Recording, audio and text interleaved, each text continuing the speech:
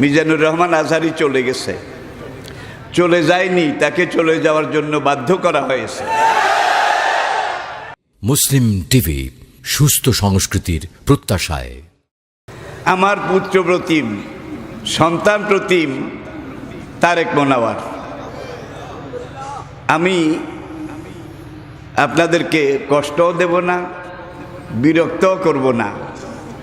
মিজানুর রহমান আজহারি থেকে শুরু করে আজকে এই ময়দানে যারা আছে, আল্লাহর শুকর, তারা সবাই আমাকে আব্বা ডাকে।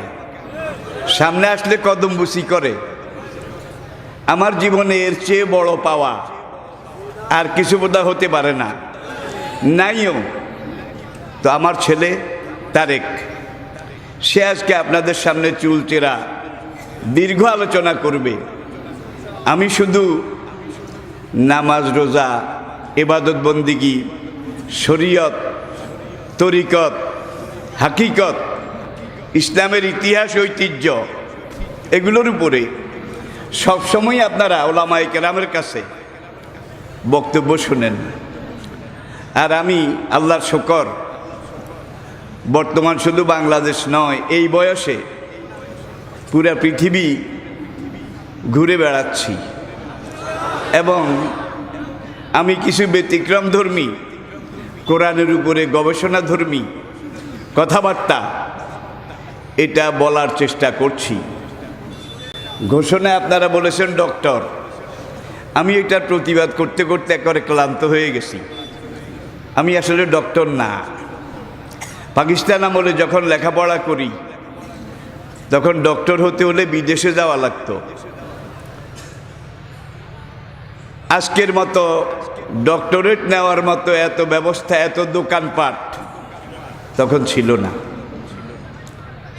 তারপরও মিজানুর রহমান আজহারি মাঝে মাঝে বলতেন যে উনি আমাদের বাপের সমান ডক্টর না, কিন্তু ডজন ডজন ডক্টরদেরকে পড়াবার মতো এলেম আল্লাহ ওনাকে দিয়েছেন। এই জন্য অনেকে ডক্টর মনে করে, আসলে কথাটা ঠিক নয়। আজকে সব কিছু বাদ দিয়ে আমি দুইটা কথা বলবো। কয়টা? মিজানুর রহমান আজহারি চলে গেছে, চলে যায়নি, তাকে চলে যাওয়ার জন্য বাধ্য করা হয়েছে। একটা মাহফিলে 10 লাখ 15 লাখ লোক হওয়া, এটা দুনিয়ার কোনো রাষ্ট্রপ্রধানের ইতিহাসেও নেই, ঠিক কিনা বলুন?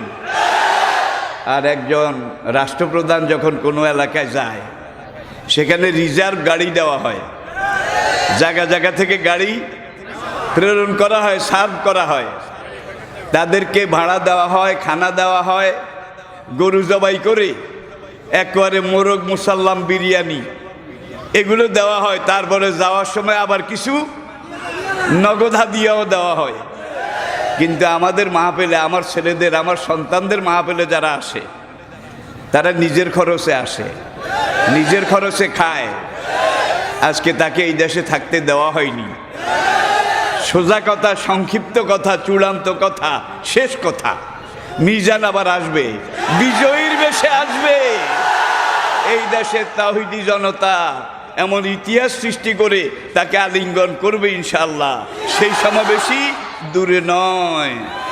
আমাদের সেই দিনী ভাই, আমার সেই সুযোগ্য সন্তান, অচিরে আল্লাহ তাকে আবার আমাদের মাঝে ফিরিয়ে আসার মতো, আনার মতো সৌভাগ্য, পরিবেশ, পরিস্থিতি এটা তিনি যেন দান করেন।